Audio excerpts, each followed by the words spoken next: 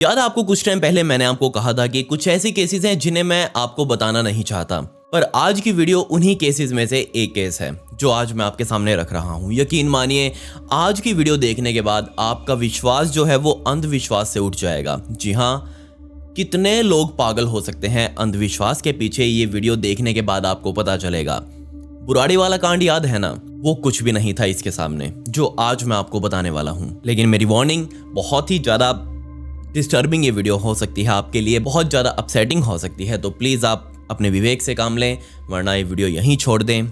लेकिन उससे पहले, मेरा नाम है विकी और आप देख रहे हैं मिस्टीरियस दुनिया का एक और बहुत कमाल का एपिसोड। आप प्लीज़ इस वीडियो को एक लाइक कर दें और कमेंट्स में पिक में लिख दें ताकि कल की वीडियो में मैं आपको शाउट आउट दे दूँ।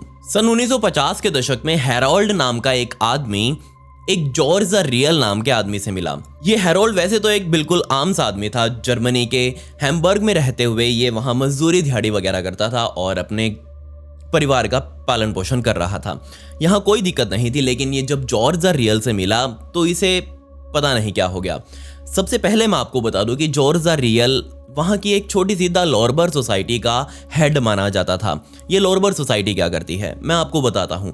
आपने क्रिश्चियन लोग देखे होंगे, मैंने बहुत देखे हैं। तो क्रिश्चियन लोग अपने धर्म में बहुत तगड़ा विश्वास करते हैं, जो कि अच्छी बात है, करना चाहिए। लेकिन ये जो द लॉर्बर सोसाइटी है, ये भी क्रिश्चियन ही थे, लेकिन अपने धर्म में जरूरत से ज्यादा विश्वास करते थे और अपने इस विश्वास की सीमाओं को ये पार करने लगे थे। जी हाँ, जब मैं आपको इनके रूल्स बताऊंगा तो सच में आपको इनका यकीन ही नहीं होगा। जैसे कि आपने कई बार सुना होगा कि कई धर्म या फिर कई ग्रुप ऐसे हैं जो अपने भगवान को खुश करने के लिए पता नहीं क्या क्या कर बैठते हैं। बिल्कुल ये भी कुछ ऐसे ही थे। ये भी अपने भगवान को खुश करने के लिए एक्सट्रीम लिमिट्स तक खुद को लेकर जा रहे थे, जैसे कि बहुत अजीब तरीके से सेक्सुअल प्रैक्टिसेस करना और बहुत अजीब अजीब खाना खाना, बहुत अजीब अजीब थॉट्स अपने अंदर लेकर आना, बहुत तगड़े तगड़े सैक्रिफाइस से। लेकिन यहाँ जो ये लॉर्बर सोसाइटी के लोग थे, इनका काम कुछ और ही था। ये रूल्स तो इनके भी यही थे, लेकिन बहुत ज़्यादा एक्सट्रीम लेवल तक। ये 2400 घंटे सिर्फ जॉर्ज की ही पूजा किया करते थे, क्योंकि उन्हें लगता था कि यही एक ऐसा बंदा है जो उन्हें भगवान से मिला सकता है। जी हाँ, 24 घंटे वो जॉर्ज जो मर्जी कह देता, ये बंदे मान लिया करते थे। जॉर्ज ने इन सभी लोगों के दिमाग में बिठाया हुआ था कि आसपास जो लोग रहते हैं, मतलब कि द लॉर्बर सोसाइटी के बाहर वाले लोग, यानी कि आम दुनिया, वो इन सब के लिए एक राक्षस है, वो इन सब की दुश्मन है। तो आपको इनसे बचकर रहना है और खुद के अंदर रहना है। यानी कि जो लॉर्बर सोसाइटी के लोग हैं, सिर्फ उन्हीं तक ही खुद को सीमित रखना है, अपनी बातें बाहर को नहीं बतानी, सिर्फ भगवान की पूजा करते रहो, तुम्हें जन्नत जरूर मिल जाएगी। ऐसा कुछ द लॉर्बर सोसाइटी में जॉर्ज द्वारा बताया गया था और वो लोग ये सब मान भी रहे थे। लेकिन जैसे ही हैरोल्ड और जॉर्ज एक दूसरे से मिले तो हैरोल्ड जॉर्ज को देखकर पागल हो गया। उसने बिना कुछ सोचे समझे जॉर्ज का हाथ पकड़ लिया, मतलब कि उसकी शरण में आ गया और अपनी पत्नी ड्रोगमा को भी लेकर आया और अपनी पत्नी ड्रोगमा को भी अपने साथ लेकर एक दिन वो जॉर्ज के पास पहुंचा और जॉर्ज से मिलवाया कि ये मेरी पत्नी है और हम दोनों भी आपके शरण में आना चाहते हैं। जॉर्ज तो था ही तैयार। उसने कहा कि बहुत अच्छी बात है, आप आइए, हमारी सोसाइटी को ज्वाइन करिए और आप हमारे रूल्स वगैरह फॉलो करते हुए यहाँ आप आराम से रह सकते हैं, आपको कोई परेशानी नहीं होगी। ड्रोगमा और उसके पति हैरोल्ड ने अब ये सोसाइटी ज्वाइन कर ली और वो डेली की डेली जॉर्ज के पास जाने लगे, उनसे मिलने लगे। ये सब बाहर के लोग देख रहे थे कि ये दोनों जो एक कपल है, ये डेली जाकर उनके गुरुजी से मिलता है और ये उनका काफ़ी चहेता बन चुका है। लोगों को इसे कोई दिक्कत नहीं थी, वो अपने काम धंधे में लगे हुए थे। लेकिन जैसे ही ये ड्रोगमा और हैरोल्ड जॉर्ज से मिलने जाते तो दिन प्रतिदिन जॉर्ज की जो तबीयत थी वो खराब होती जा रही थी। ये नहीं पता कि क्यों उसकी तबीयत एकदम से खराब होती जा रही थी, पर हाँ, ये पता लग रहा था कि जॉर्ज अब धीरे धीरे ढल रहा है। थोड़े से ही दिन बीतने के बाद सभी को अब लगने लगा था कि जॉर्ज अब जल्दी ही मरने वाला है। और इसी बात का शायद मेरे ख्याल से फायदा उठाते हुए हैरोल्ड और जो ड्रोगमा थे वो जॉर्ज के पास फिर से गए उससे मिलने के लिए। और जब वो उससे मिलकर बाहर आए तो सभी को उन्होंने बताया कि जॉर्ज अब जिंदा नहीं रहे, वो अब मर चुके हैं। लेकिन उन्होंने जाने से पहले मुझे कहा है कि अब इस लॉर्बर सोसाइटी का जो हेड है वो मैं रहूँगा और आपको मेरी पूजा करनी है। और वहाँ के लोग कितने मूर्ख थे, उन्होंने ये बात मान भी ली कि हाँ, सच में ही ये जो कपल था, ये जॉर्ज का ना बहुत ही ज़्यादा क्लोज कपल था और ये बहुत ज़्यादा उनसे मिलते रहा करते थे। तो हो सकता है कि उन्होंने कहा हो कि अब द लॉर्बर सोसाइटी के हेड तुम होगे, और लोगों ने मान लिया। ठीक था सब कुछ, कोई बात नहीं, यहाँ तक ओके चल रहा था। यहाँ पर मैं आपको ये भी बताना चाहूंगा कि आज तक ये कभी सही में पता नहीं चल पाया कि क्या सच में जॉर्ज ने हैरोल्ड को ये कहा था कि तुम अगले सोसाइटी के लीडर होगे। ये बात एक बंद कमरे में हुई थी और शायद हो सकता है ना भी कहा हो और हो सकता है कहा भी हो, पक्का नहीं पता चल पाया। खैर, अब क्योंकि हैरोल्ड लीडर बन चुका था तो सभी लोग उसकी पूजा करने लगे, 24 घंटे उसको पूजने लगे, उसकी बातें मानने लगे। और कुछ सालों तक ये चलने के बाद हैरोल्ड ने अपनी सोसाइटी के सामने ऐलान कर दिया कि जल्दी ही इस दुनिया में भगवान का अगला बंदा आने वाला है और हमें उस सब के लिए तैयार रहना होगा। और जैसे ही वो बंदा आएगा मैं तुम्हें बता दूंगा कि वो बंदा कौन है और हमें उसकी पूजा करनी है और दिन रात हमें उससे मनाना है कि वो हमें जन्नत में भेजे। अंत में जब हमारा अंत होगा तो हम जन्नत में जाएं। ऐसा कुछ वो सभी को बोल रहा था कि अगला जो भगवान का बंदा है वो बस धरती पर आने ही वाला है। और सन 1953 का समय आ गया, यानी कि अभी तक 1 या 2 साल ही हुए थे लॉरबर सोसाइटी का हेड बने हुए हैरोल्ड को। और तभी उसकी पत्नी से उसको दूसरा बच्चा हुआ। दूसरे बच्चे का नाम फ्रैंक रखा गया और होने के तीसरे दिन ही उसने सभी के सामने जाकर बोल दिया कि जिस भगवान के बंदे की हम इंतजार कर रहे थे वो भगवान का बंदा आ चुका है और वो बंदा कोई और नहीं बल्कि मेरा ही बेटा फ्रैंक है। ये बात सुनकर भी लोगों को अचंभा नहीं हुआ कि ये अपने ही बेटे को कैसे भगवान का बंदा बता रहा है, लेकिन सभी ने मान लिया कि हाँ, हो सकता है यही भगवान का बंदा हो। और सभी जाकर अब छोटे से बच्चों, जो फ्रैंक जो था अभी 2-3 दिन का ही हुआ था, उसको जाकर पूछने लगे कि भगवान हमें बताओ आगे हम क्या करना है। वो बेचारा रोए जा रहा है, उसको क्या ही पता। अब थोड़ी सी समझ होने के बाद फ्रैंक भी समझ चुका था कि वो इस सोसाइटी का भगवान है। इस सोसाइटी के लोगों को वो जो मर्जी कहेगा वो ये करने के लिए तैयार हैं। लोग फ्रैंक के पीछे इतने पागल थे कि वो उनके हाथों पर हक दे तो भी उन्हें कोई फर्क नहीं पड़ता था। जैसे ही फ्रैंक थोड़ा सा बड़ा हुआ, मतलब कि ग्रेड स्कूल टाइप का, यानी कि हाई स्कूल में जब वो जाने लगा, तो उसकी इमेज ही उसके अंदर, बाहर की तो मैं कह नहीं सकता, लेकिन उसके अंदर की इमेज ऐसी बन चुकी थी कि वो खुद को भगवान मानने लगा था। और वो सोचने लगा था कि अब उससे बड़ा इस दुनिया में कोई नहीं है। वो अपने घर के अंदर अपने रूल चलाने लगा। सोचकर देखिए, एक छोटा सा बच्चा, हाई स्कूल का बच्चा, कितना ही होगा, 6ठी 7वीं 8वीं क्लास का लड़का, और वो बच्चा अपने घर के अंदर अपना हेड बन चुका था। और इसके अलावा वो एक सोसाइटी को भी संभाल रहा था। 24 घंटे लोग उसके पैरों में पड़े रहा करते थे, बेशर्मों की तरह। बिल्कुल ही नहीं सोच रहे थे कि वो आखिर कर क्या रहे हैं। और यहाँ फ्रैंक ने अपने नए रूल्स बनाए, ना सिर्फ अपने घर के लिए बल्कि अपनी सोसाइटी के लिए भी। जैसे ही फ्रैंक 16 साल का हुआ, उसके दिमाग में, अब कहते हैं ना, जवानी चढ़ चुकी थी। भगवान का बंदा बाद में है, लेकिन पहले उसके दिमाग में जवानी चढ़ चुकी थी। और जवानी में अब उसे लड़कियां चाहिए थी। जी हाँ, लड़कियां चाहिए थी। अब उसे ये बताया गया था कि इस जो सोसाइटी से बाहर की जो लड़कियां हैं वो उसके लिए हैवान हैं, राक्षस हैं। कोई भी इंसान हो वहां का, वो उसके लिए राक्षस ही होगा। तो वो भी उसके माइंड में था कि वो इस सोसाइटी से बाहर जा नहीं सकता और सोसाइटी के अंदर रहते हुए वो ऐसे किसी को हाथ लगा नहीं सकता, ऑब्वियसली, क्योंकि उसकी लोग पूजा करते हैं। अगर वो ऐसे किसी के साथ किया करेगा तो कौन उसकी मानेगा, ये उसको समझ थी। तो उसने सीधा अपने पिता को जाकर कहा कि देखो, ऐसी बात है, मैं बाहर कहीं जा नहीं सकता, सोसाइटी में रह नहीं सकता इस चीज़ के लिए, तो मुझे घर में ही चाहिए होगा। इसलिए उसने अपने पिता से कहा कि मुझे माँ और अपनी तीनों बहनों के साथ संबंध बनाने हैं। फ्रैंक ये बात बोल रहा था जिसे प्रॉफेट ऑफ गॉड कहा जा रहा था अभी तक। लेकिन ये तो जस्ट एक शुरुआत थी। इस फैमिली में बहुत कुछ आगे अभी होना था। यहाँ ना सिर्फ फ्रैंक के पिता हैरोल्ड बहुत खुश थे इस आइडिया से, बल्कि वो उसे एनकरेज कर रहे थे कि बिल्कुल तुम्हें ये करना ही चाहिए। और इस घर की चारों महिलाएं बहुत ज़्यादा खुश थी, क्योंकि उन्हें लग रहा था कि वो ऐसा काम करके भगवान की विश को पूरा कर रहे हैं, क्योंकि वो खुद फ्रैंक को एक भगवान से कम नहीं मानते थे। अब इस घर की चारों महिलाओं में से एक जो सबसे छोटी थी, वो भी स्कूल में पढ़ती थी, उसने अपने दोस्त जो थे उसके स्कूल में, वो तो ऑब्वियसली बाहर की सोसाइटी के थे, उनसे जाकर ये चीज़ डिस्कस कर दी कि मुझे मेरी बहनों से बहुत ज़्यादा जेलसी होती है, क्योंकि भगवान उनके ऊपर ज़्यादा कृपा करते हैं मुझसे ज़्यादा। उसने सारी बातें बताई कि कैसे कैसे उसका भाई ही उसके साथ संबंध बनाता है। और ये चीज़ सुनकर आम लोग तो ऑब्वियसली हैरान होंगे ही। ये बातें बहुत जल्दी वहाँ फैल गई और फैलते फैलते पुलिस तक जा पहुंची। पुलिस को जैसे ही ये चीज़ पता लगी, वो तुरंत हैरोल्ड और फ्रैंक के घर पहुंची और उनको वहां पर वार्निंग दे दी। ऑब्वियसली वो कोई बाहर नहीं कुछ कर रहे थे, उनके घर का इंटरनल मैटर था ये, तो पुलिस कुछ ज़्यादा दखल अंदाजी नहीं कर सकती थी और उन्हें इसके खिलाफ कोई शिकायत भी नहीं मिली थी, तो ऑब्वियसली वो कुछ कर नहीं सकती थी। लेकिन पुलिस जब गई इस प्रॉफेट ऑफ गॉड के घर, तो ऑब्वियसली जो बाहर के जो लोग हैं जो इसे पूजते थे, फ्रैंक को पूजते थे, वो देखेंगे कि पुलिस उनके घर जा रही है तो उनके मन से तो विश्वास उठेगा ही। और ये विश्वास उठने भी लगा, धीरे धीरे बातें बनने लगी कि ऐसा क्या है इस घर में जो पुलिस यहाँ आ रही है। और हद तो तब हो गई जब उन्हें पता लग गया कि यहाँ घर के अंदर ही ये सब कुछ चल रहा है। ऑब्वियसली फ्रैंक और हैरोल्ड को ये पता था कि बाहर के लोग यानी कि द लॉर्बर सोसाइटी वाले लोग ये कभी एक्सेप्ट नहीं करेंगे कि वो अपने ही परिवार वालों के साथ संबंध बनाएं।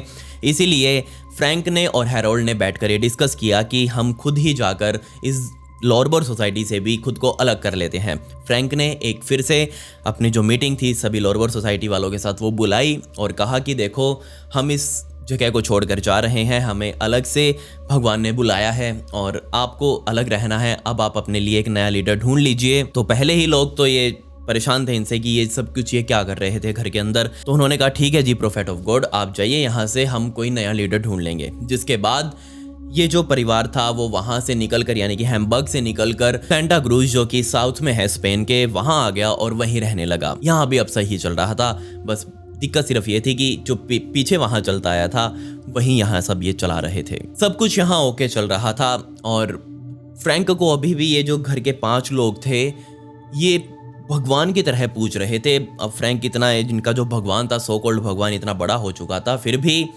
जब मन करा उसका अपने ही परिवार में से किसी भी महिला के साथ संबंध बना लिया और ये अभी भी उसे बहुत अच्छी तरह पूज रहे थे। टाइम बीतता गया, बीतते बीतते 1970 का समय आ गया और 1970 में भी 22 दिसंबर 1970 के दिन की मैं बात करूंगा, जब इनके घर के पास ही मौजूद डॉक्टर वॉल्टर नाम के एक आदमी के घर का जो गेट था, मेन गेट था, उसके ऊपर नॉक नॉक हुई और डॉक्टर वॉल्टर अपने घर से बाहर निकल कर आए। उन्होंने मेन दरवाजा खोला। मेन दरवाजा खोलते ही उन्होंने अपने सामने 2 आदमियों को खड़े हुए देखा। 2 आदमी खड़े थे सामने और वो ऊपर से लेकर नीचे तक कीचड़ जैसी चीज में भरे हुए थे। तो पहले तो वो भी उन्हें पहचान नहीं पाए कि आखिर अंदर चल क्या रहा है और ये दोनों है कौन। तो उन दोनों व्यक्तियों ने बताया कि देखिए डॉक्टर साहब, आपके घर के अंदर एक सबीन नाम की लड़की काम करती है और वो सबीन हमारी बेटी और बहन है और आप हमें उनसे एक बार मिलने दीजिए, हमें बहुत ज़रूरी बात करनी है उससे। सबीन यहाँ और कोई नहीं बल्कि जो फ्रैंक जो था उसकी ही एक छोटी बहन थी। और यहाँ जो ये दोनों लोग खड़े थे, 2 व्यक्ति जो खड़े थे डॉक्टर वॉल्टर के घर के बाहर, ये और कोई नहीं बल्कि फ्रैंक और हैरोल्ड ही थे, जो ऊपर से लेकर नीचे तक कीचड़ जैसी चीज में कहीं लदे हुए थे। तो डॉक्टर ने कहा कि तुम सभी इनको कैसे जानते हो? वो कह रहे हैं कि आप बात करके देखिए, उन्हें बोल दीजिए कि फ्रैंक और हैरोल्ड आए हैं और हमारा उनसे बात करना बहुत ज़्यादा जरूरी है। आप प्लीज उसे एक बार बुला दीजिए। मैं उसका पिता हूँ और ये मेरा बेटा फ्रैंक है जो कि उसका सगा भाई है। तो अब ये बात सुनकर डॉक्टर वॉल्टर भी सोचे कि कोई बात नहीं, अगर मिलने ही आई है तो कोई बात नहीं। सबीन एक्चुअली में डॉक्टर वॉल्टर के घर साफ सफाई का काम किया करती थी और 24 घंटे यहीं रहा करती थी। वैसे तो घर पास में ही था इनका, हैरोल्ड फैमिली का, लेकिन फिर भी वो डॉक्टर के घर ही रहा करती थी क्योंकि डॉक्टर ने उसे कह रखा था अगर तुम घर रहोगी तो ज़्यादा पैसे मिलेंगे ऑब्वियसली। तो वो वहाँ अंदर किचन में काम कर रही थी। तो डॉक्टर वॉल्टर जैसे ही उसे बुलाने के लिए किचन में पहुंचे और उन्होंने कहा कि तुम्हें बाहर कोई 2 बंदे आए हैं और बुला रहे हैं, अपने आप को फ्रैंक और हैरोल्ड बता रहे हैं, क्या तुम उन्हें जानती हो? तो वो वहाँ पर चाकू से कोई सब्जी वगैरह काट रही थी और जैसे उसने सुना कि डॉक्टर साहब ये बोल रहे हैं कि फ्रैंक और हैरोल्ड उसे मिलने आए हैं, तो उसने चाकू तुरंत वहीं छोड़ा, सब्जी वहीं छोड़ी और तुरंत भागकर गेट पर आई जहां वो 2 व्यक्ति अभी भी खड़े हुए थे, यानी कि फ्रैंक और हैरोल्ड खड़े थे। उन दोनों की हालत देखकर सबीन को बिल्कुल भी अचंभा नहीं हुआ कि ये दोनों ऐसे कीचड़ में क्यों लदे हुए हैं। जस्ट वो उनके पास आकर खड़ी हो गई और विशेष वगैरह करने लगी, पूछने लगी हाल चाल कैसा है। पीछे पीछे डॉक्टर साहब भी आ गए और थोड़ी ही दूर खड़े थे, वो 5-7 फुट दूर खड़े थे। और तभी हैरोल्ड ने ऐसा कहा सबीन को जिसे सुनकर डॉक्टर साहब के पैरों तले जमीन खिसक गई और उसे विश्वास ही नहीं हो रहा था कि ये सब कुछ असल में बोल रहा है या फिर ये ऐसे ही मजाक कर रहा है।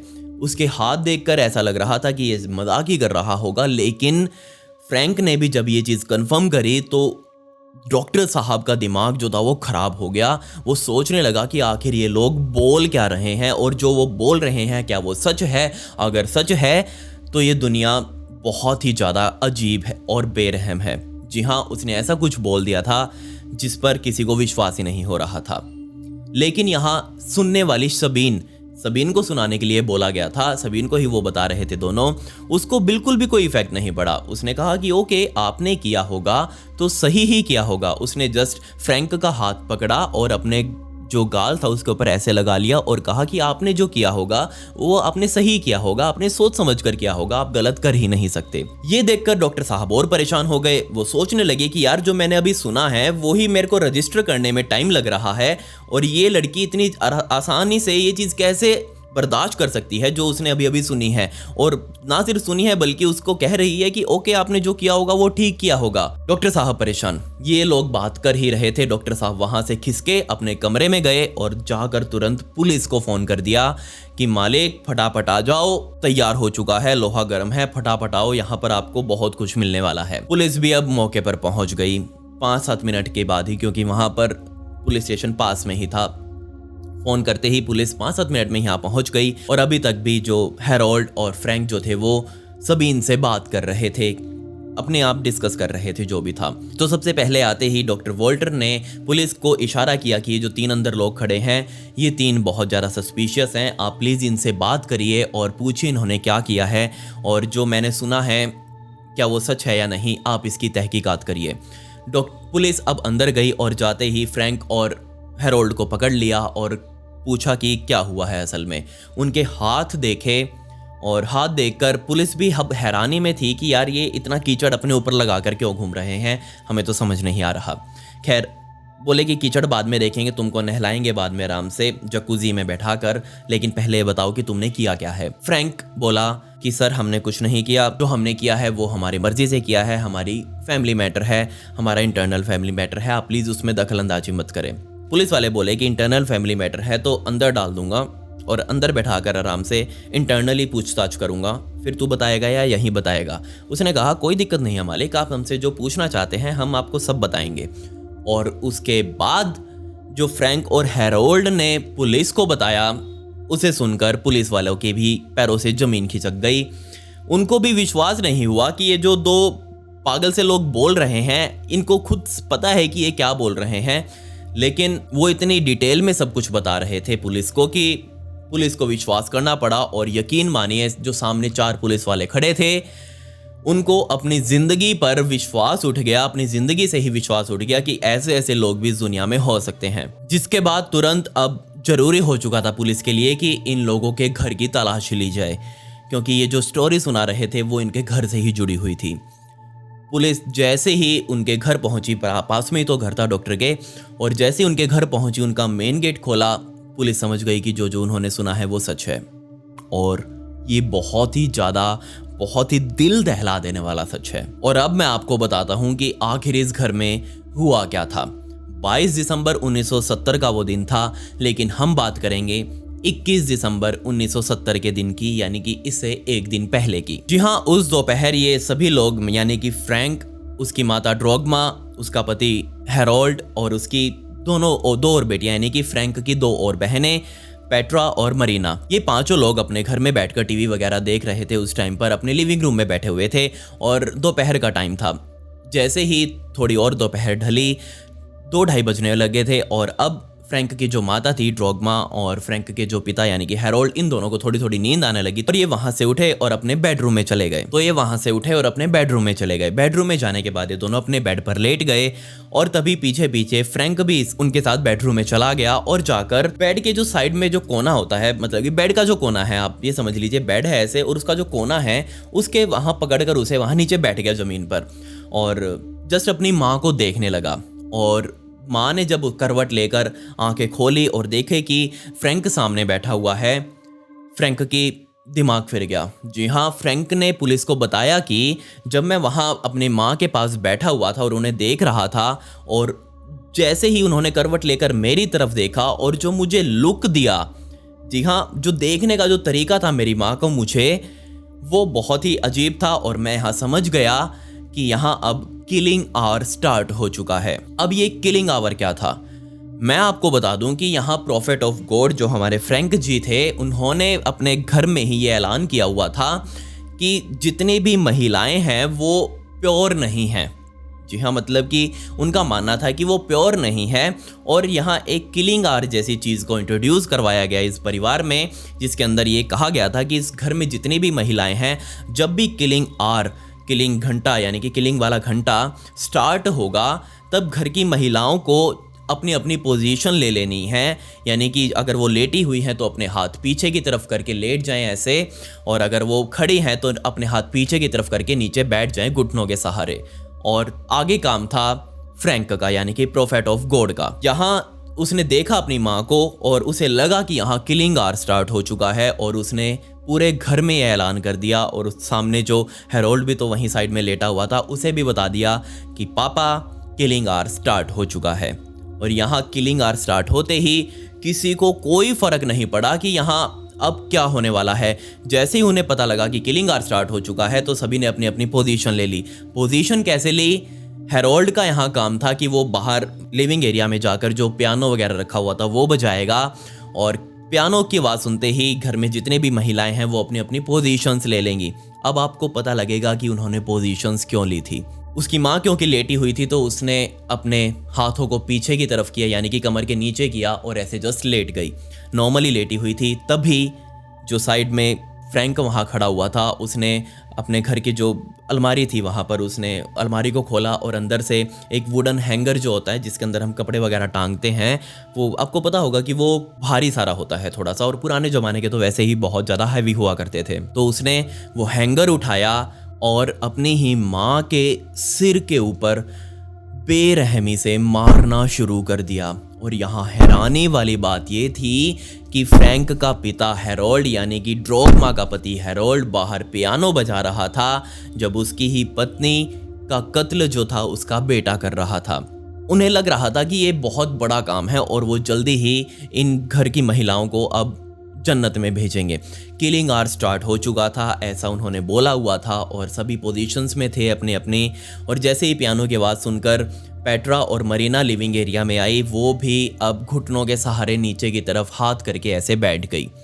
वो भी बैठ चुकी थी, लेकिन अभी काम चल रहा था अंदर बेडरूम में ड्रोगमा के साथ। लगातार फ्रैंक जो हैंगर था उससे वार किए जा रहा था, लगातार मारे जा रहा। उसके सिर के ऊपर खूनम खून हो चुका था, उसका सिर, पूरे बेड के ऊपर खून फैल चुका था, लेकिन अभी भी सांसें चल रही थी। पर फिर भी वो लगातार मारे गया उस हैंगर से, और तब तक मारा जब तक उसकी माँ ने दम नहीं तोड़ दिया। उसकी माँ वहीं मर नहीं गई, माँ को मार चुका था। सोच कर देखिए लड़का कर क्या रहा था आखिर।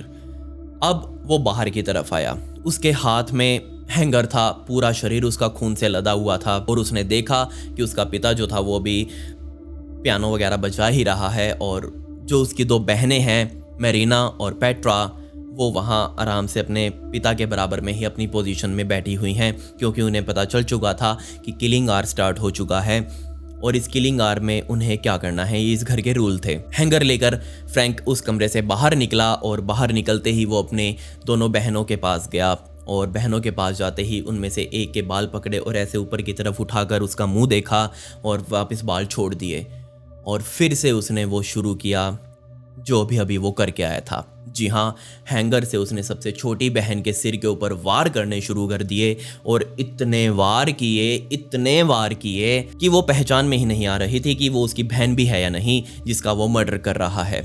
यहाँ उसकी जो छोटी बहन थी पेट्रा, वो भी अब सांस लेना छोड़ चुकी थी। वो भी उस हैंगर द्वारा मारी जा चुकी थी, अपने ही बड़े भाई द्वारा।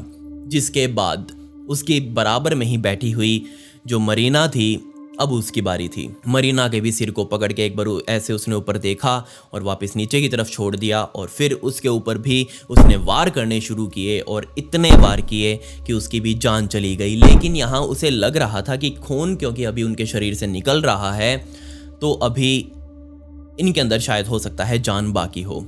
ये यही नहीं रुका, उनका मर्डर करने के बाद वो अपने जो किचन थी घर की, उस किचन में गया, और किचन में जाने के बाद वहाँ से चाकू वगैरह कुछ उठाकर लाया।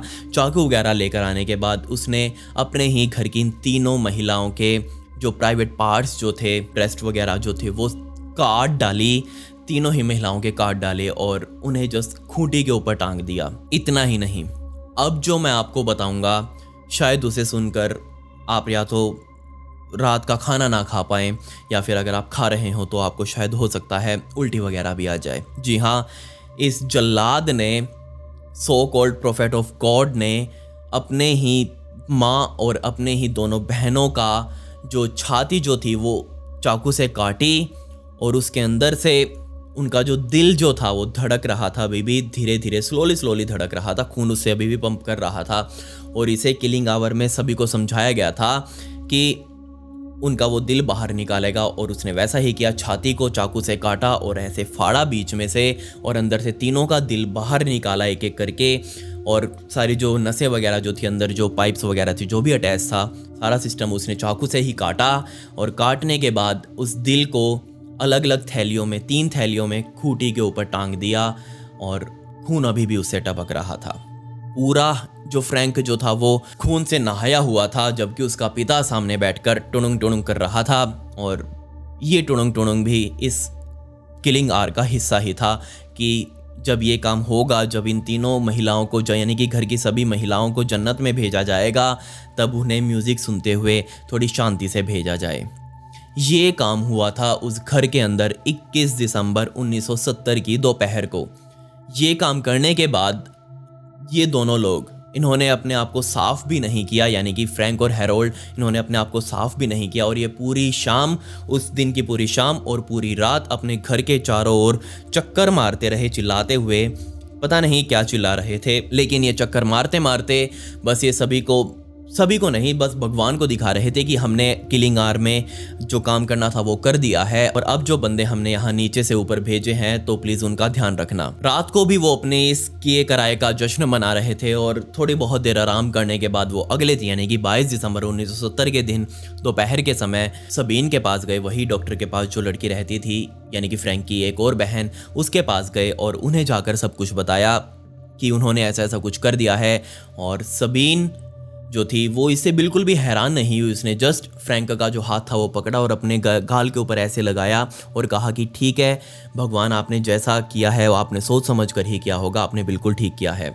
और अब मैं बता दूं आपको, उनके शरीर के ऊपर जो कीचड़ लगा हुआ था वो असल में कीचड़ नहीं था, बल्कि वो खून था उनकी ही माँ बहनों का। वो खून सूख कर अब बहुत डार्क बन चुका था। आपको पता ही होगा कि खून जब सूख जाता है तो डार्क बन जाता है, और मिट्टी जैसे उसके ऊपर कुछ चिपक जाए तो वो ऑब्वियसली बहुत कीचड़ जैसा ही दिखता है। तो यहाँ जो पूरे शरीर के ऊपर उनको लगा हुआ था उनके, वो कीचड़ नहीं बल्कि खून था उनकी ही माँ बहनों का। तुरंत पुलिस ने इन तीनों को ही गिरफ्तार कर लिया, और सबसे पहले तो इन दोनों का जो मेडिकल चेकअप करवाया, फ्रैंक और हैरोल्ड का, जिसमें पूरी तरह से अनफिट पाए गए। और क्योंकि अब ये अनफिट थे तो ऑब्वियसली इन्हें अदालत में पेश करके इनका ट्रायल शुरू नहीं किया जा सकता था, जिसके बाद अदालत ने आदेश दिया कि इन दोनों को, यानी कि जो फ्रैंक और हैरोल्ड है, इन दोनों को मेंटल असाइलम में रखा जाए, एक मेंटल हॉस्पिटल में रखा जाए। और इन दोनों को हॉस्पिटल में रख दिया गया 1970 में। बाहर सबीन मौजूद थी। सबीन बार बार रिक्वेस्ट कर रही थी, या तो उन दोनों को छोड़ दो या फिर मेरे को भी उनके पास छोड़ दो, मैं भी उस पागल हॉस्पिटल में रह लूँगी, यहाँ मैं बाहर ऐसे नहीं रह सकती। सब कुछ बीता, लेकिन अपील भी लगाई गई, जो सरकारी अथॉरिटीज़ थी उनके पास अपील लगाई गई सबीन द्वारा कि आप प्लीज़ उन्हें छोड़ दीजिए, वो बहुत नेक काम पर हैं, आप प्लीज़ उन्हें उनका काम करने दीजिए। लेकिन किसी ने नहीं सुनी। जो अंदर मौजूद वो दोनों भी अपील लगा रहे थे कि आप उन्हें जाने दीजिए, लेकिन किसी ने नहीं माना। और फिर 1990, 20 साल बीत गए और 1990 का समय आया। ये नहीं पता कि मुझे सबीन तब कहाँ थी, पर ये दोनों तो अभी भी 1990 में उसी मेंटल असाइलम में बंद थे। और फाइनली 1990 में ये दोनों उस हॉस्पिटल से गायब हो गए। कैसे गायब हुए ये मुझे नहीं पता चल पाया, उन्होंने कैसे उस हॉस्पिटल को ब्रेक किया ये भी नहीं पता चल पाया, किसने उनकी मदद करी ये नहीं पता चल पाया, और सबसे इम्पॉर्टेंट बात, वो गायब होकर आखिर गए कहाँ ये भी मुझे नहीं पता चल पाया। हो सकता है अभी भी फ्रैंक और हैरोल्ड इस दुनिया में कहीं हों, और मुझे नहीं पता वो कहाँ हैं, मुझे नहीं पता सबीन कहाँ हैं। जस्ट उन्होंने जो किया था वो मैंने आपको बता दिया, और बहुत ही ज़्यादा अजीब और दर्द भरी और दर्दनाक घटना थी ये, जो उस टाइम पर दुनिया के सामने आई थी। और जब ये सामने आई तो यकीन मानिए दुनिया ने इसके ऊपर विश्वास करने से ही मना कर दिया। उनको लग ही नहीं रहा था कि ऐसा कुछ भी सच हो सकता है। ऑब्वियस सी बात है, आपको मैंने बताया है, आप भी क्या मानेंगे कि ये सब कुछ जो बताया वो सच था। हो सकता है आप में से बहुत से लोग मुझे आकर गालियाँ दे कि क्यों अपने आप से स्टोरीज बना रहा है, लेकिन नहीं, ये स्टोरी, ये जो केस था, ये जो स्टोरी है, दुनिया के बड़े बड़े जो नामी गिनामी न्यूज़ एजेंसीज हैं उन्होंने कवर की हुई है, और वहीं से मैंने रिसर्च करके आपके सामने रखी है पूरी की पूरी। अब आपको समझ आ गया होगा कि कैसे कैसे लोग इस दुनिया में बसते हैं, कैसे कैसे अंधविश्वास इस दुनिया में है। एक अंधविश्वास वो था हमारा बुराड़ी कांड, जिसमें एक ही घर के 11 लोग टंग गए थे, झूल गए थे फांसी के फंदे पर। उनको लग रहा था कि उनके पिता जो थे, उनके जो दादा जो थे, वो आकर उन्हें बचा लेंगे, और उन्होंने, उसकी स्टोरी भी मैंने कवर करी है। अगर आप देखना चाहें तो मैं उसका लिंक जो है वो डिस्क्रिप्शन में दे दूंगा। काफ़ी लोग मुझे बोलते भी हैं कि बुराड़ी कांड की स्टोरी कवर कीजिए, जबकि मैंने पहले ही की हुई है, और आज नहीं 4-5 महीने पहले करी थी बल्कि। तो उसका लिंक मैं आपको डिस्क्रिप्शन में दे दूंगा, अगर आप देखना चाहें तो वो भी देख लीजिए। सो ये कहानी थी profit of God, so called profit of God की, और देख लीजिए क्या नतीजा होता है अंधविश्वास में विश्वास करने का। खैर, इससे जुड़ी कुछ फोटोज़ और वीडियोज़ हैं मेरे पास, जो मैं आज रात को इंस्टाग्राम की स्टोरी पर लगा दूंगा 9 बजे। तो प्लीज़ आप मुझे इंस्टाग्राम पर वहाँ फॉलो जरूर कर लें, और आपके भी अगर कोई क्वेश्चंस वगैरह हों तो आप मुझसे वहाँ डिस्कस कर सकते हैं। मेरी इंस्टाग्राम आईडी ये है, और इसका लिंक आपको डिस्क्रिप्शन में मिल जाएगा। खैर, पिछली वीडियो का शाउट आउट करिश्मा शर्मा को and comment pick me to get a shout out in next video. आपको वीडियो कैसी लगी कमेंट्स में वो भी बता दें। मिलते हैं अगली वीडियो में। ये वीडियो देखने के लिए धन्यवाद।